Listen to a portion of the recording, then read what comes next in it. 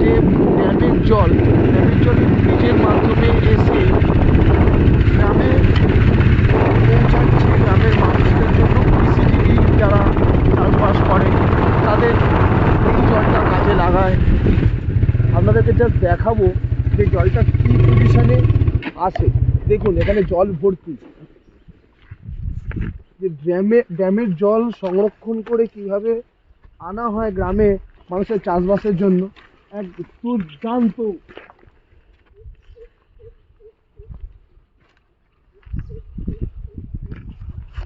Just ভিউটা দেখুন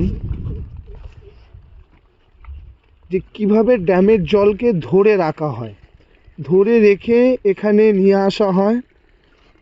দেখুন এই জলই যাচ্ছে আশেপাশে সব জায়গায় চাষাবাদের জন্য।